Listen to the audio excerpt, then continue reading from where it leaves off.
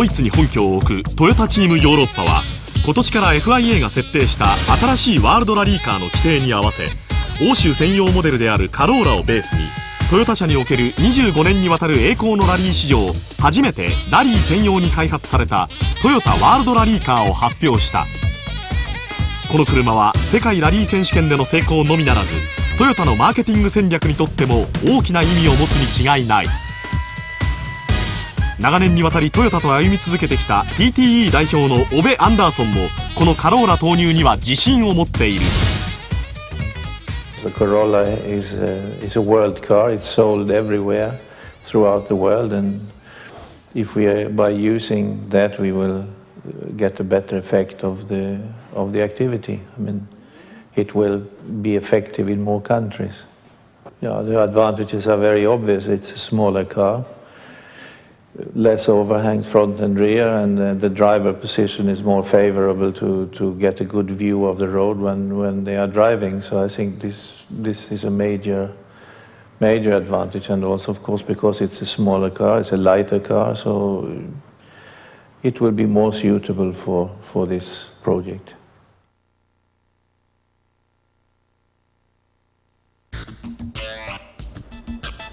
トヨタカローラワールドラリーカーは TTE が手掛けたラリーカーの中で最も純粋な競技車両である。そして世界のモータースポーツシーンで最も過酷な舞台で活躍することを念頭に、コンパクトなボディに対するパッケージングが重要な要素となることは明らかであり、ワールドラリーカーで初めての横置きエンジンを採用したばかりではなく、数多くの最先端技術を取り入れるなど研究開発に多くの時間を費やした。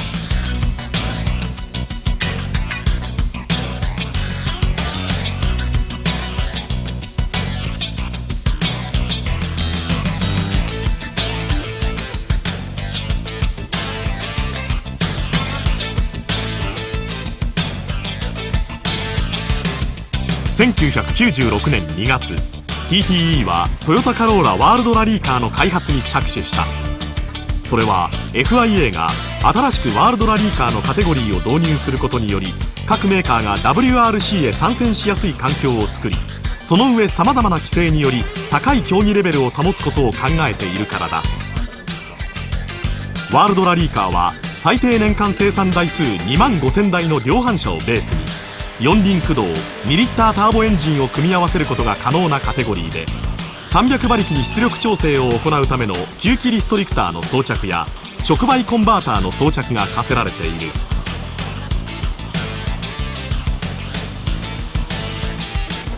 エンジンはセリカ GT4 でその高性能を立証した2リッターターボエンジンと同じボアとストロークを持つが、ワールドラリーカーの規定によりさらに改良が認められている。給排気マニフォールドの改善も自由であり、パワーとトルクの向上を図っている。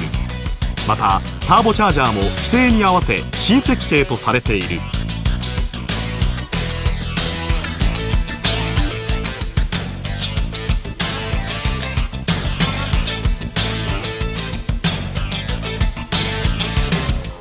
トヨタカローラワールドラリーカーの開発過程には、コンパクトボディに対するパッケージングの問題など大小さまざまな難問が数多く置かれていた。それを一つ一つクリアし取りまとめていったのがチーフエンジニアのダゴベルト・レイラーだ。 We are here with people that have quite a lot of experience from all different fields in engineering, but also from the practical side, from the workshop side and so on. So we more or less had a brainstorming what we think should be in the car, what the car should be like, and then we took all these ideas together and built it out of what we call a Lastenheft. I mean, that is the normal procedure in each development, where we more or less write up what we want to have in the car, how we want to have the car, and okay, then we started.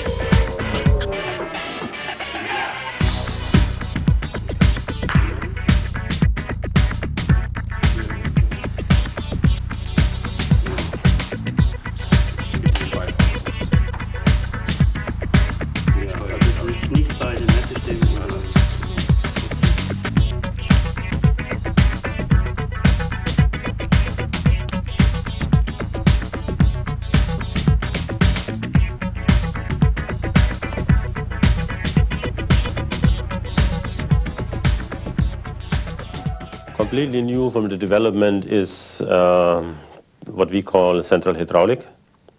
I mean, we have different hydraulic function parts, mainly in the powertrain side, like regulated front diff, regulated center diff, possibility for regulated rear diff, straight shift, we call that, and a sequential gearbox, if you see like this, which is delegated by an electronic box and then shifted by hydraulic means. The other, let's say, new thing are the aerodynamic things. We were twice in the wind tunnel to optimize our rear spoiler and our front spoiler, which is free from the regulation, and also the radiator flow. So that was, let's say, from the regulation, one of the main things. Then from the engine side, of course. I mean, like I said, exhaust manifold and inlet manifold, everything is free. So the engine people spend a lot of time on the dyno to work on that. Yeah, the joystick is working like that you have a small lever beside the steering wheel. With the lever you give an impulse up or down. And this impulse is going to an electronic box. And from the electronics box, then it's realizing if it's upshifting, you shift without clutch. So that means you have an ignition cut. If it's downshifting, you activate an hydraulic system, which is then activating the clutch, hydraulic-wise.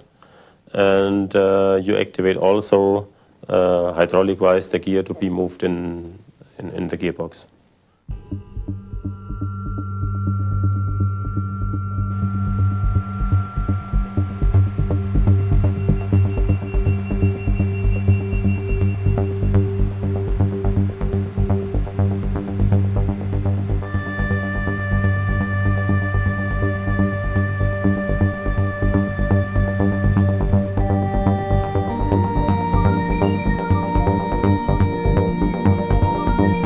空気力学とより良い重量配分にも細心の注意が払われた。プロトタイプはオランダの風洞実験施設を使用し、2度にわたる徹底的なテストが行われた。このテストの目的は、前後にかかるダウンフォースの配分が低速時と高速時において常に一定に保たれていることを確認すること、そしてコンパクトに配列されているエンジンルームへの冷却がうまく機能していることを確認することにあった。結果は良好で、最終的にはダウンフォースの 60% がフロントにかかり、重量配分もドライバーとナビゲーターが乗った状態で 53.6 対 46.4 という理想値を実現した。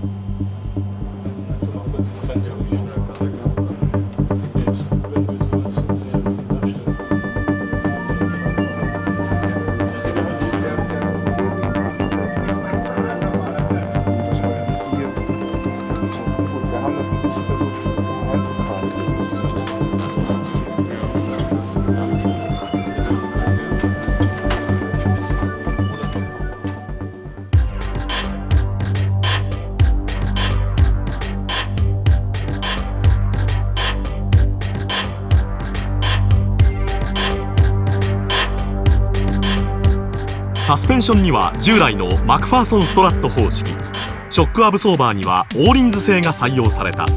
さらにトレッドは状況に応じて調整される。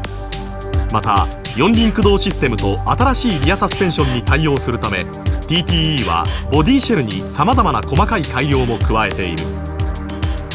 駆動系はどのような形式のデフにも対応できるよう設計されているが、前後へのトルク配分はセリカ GT4 と同様の設定となっており、フロントのディファレンシャルは電子的に制御され、リアはセリカでも使われたハングオンクラッチを採用している。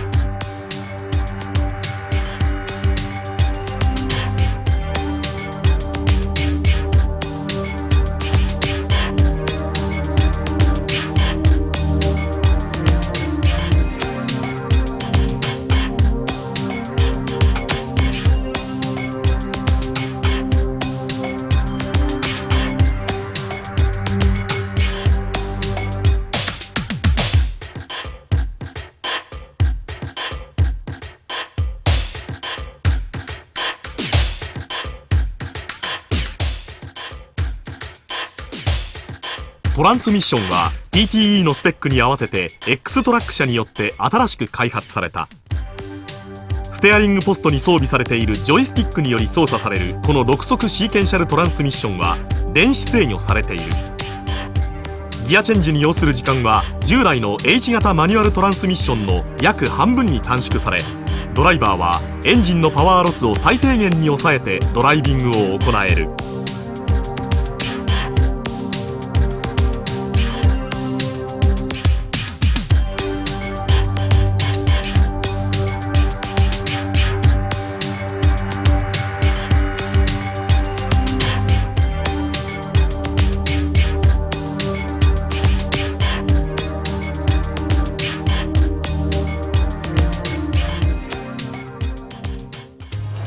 I would like to say to the people who have been involved with the project, especially to Dago and to the engineering people, you can be very proud.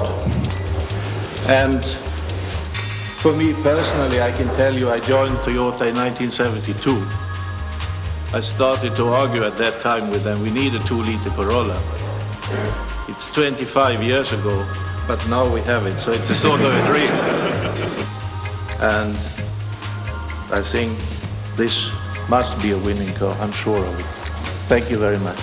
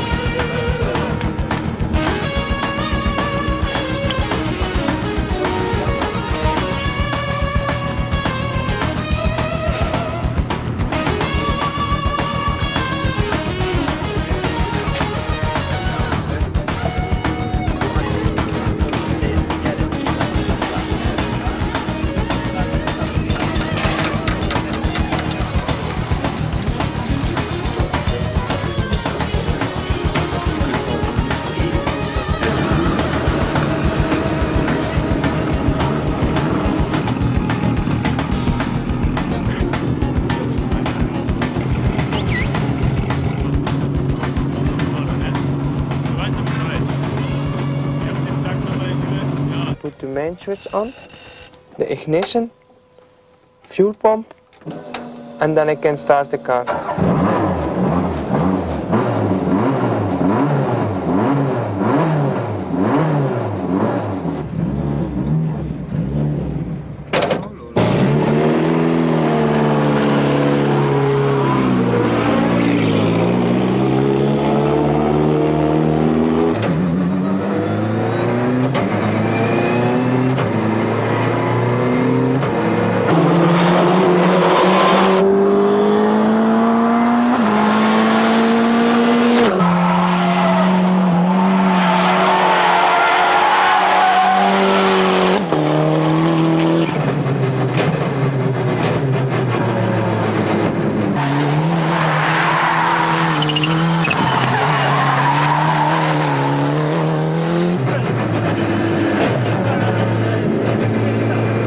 The biggest difference between this car and the Celica car is that this car is much more handlinger, and the sit position in the car is much better than the Celica. It's an electrician one, and you always can drive nearly with the two hands on the steering wheel, and it's in the long corners you can change the gear in the corner.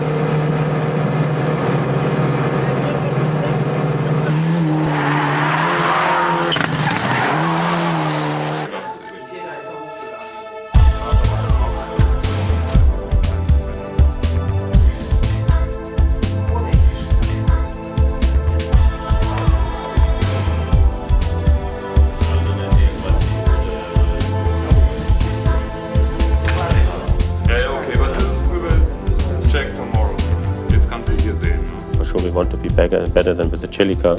And so we did a comparison test during our third test, general test in Spain, with a Celica that was driven last spec in Portugal, where Freddy Loix was second with.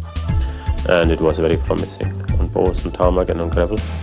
I mean, even with a car that was just in like I said, in the first tests, we were 0.7 seconds per kilometer quicker on tarmac and nearly 1 second quicker on gravel. So that was very promising. And the goal is for sure to be, where you say, where the music is. You know, I mean, to be as fast as the others. If you can prove that, then I think the goal is already reached for Finland. For sure you go there because you want to have a good result, you even want to win, that is clear. But the most important thing, I mean, even if we don't win, I mean, if we see that we are competitive, that we really can drive the times like the others, that we maybe can drive a little bit faster, I mean, that is the main goal. If we can prove that, I mean, then we see that we are in the right direction. And the rest of the year then is more or less the possibility to get the car under race conditions more and more reliable and more developed, if you see like this.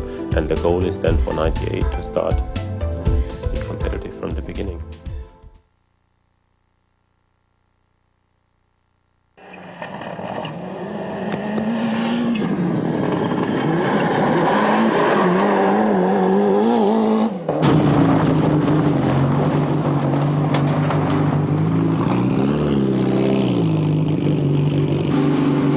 The engine, put the gain, and after the noise gone. Noise. Problem? Was they dependent on the engine ramp? No. Lite auf 80, also auf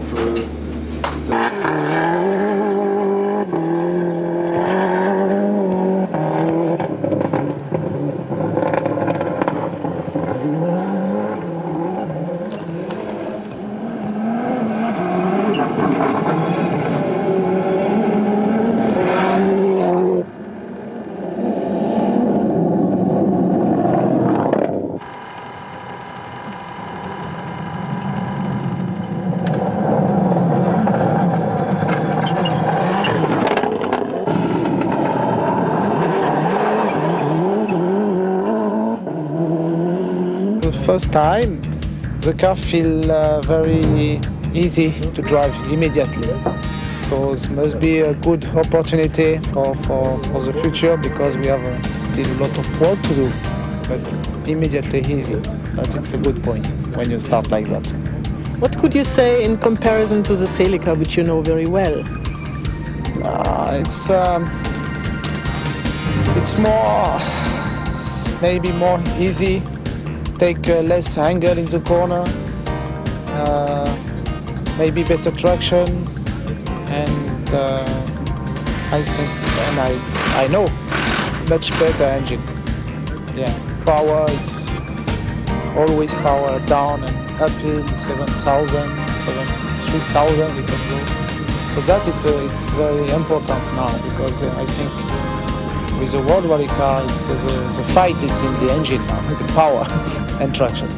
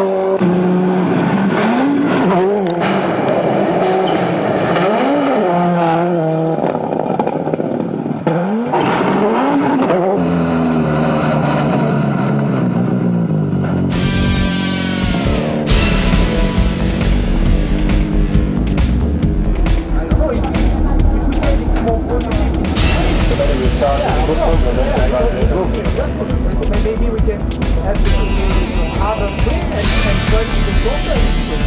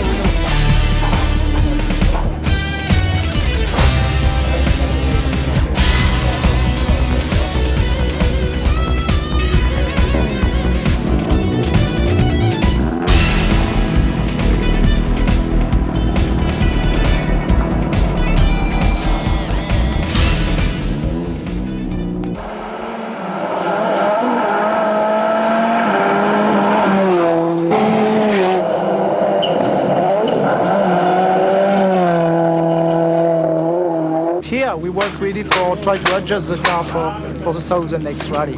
So we have worked a lot on the shock, we have worked on the adjust of the car, and of course it's get better and better and easier and easier. What is good, it's the car is shorter, so and you have better visibility in the car also for seeing your front, where you put your front of your car. Oh, you feel very precise. Okay.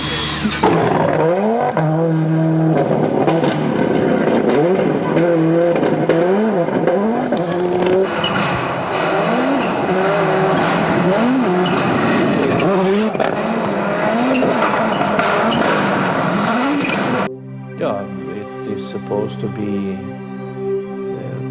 running in the Rally World Championship for the coming years or next few years. And of course we are hoping very much that it will pick up the success from the Celica.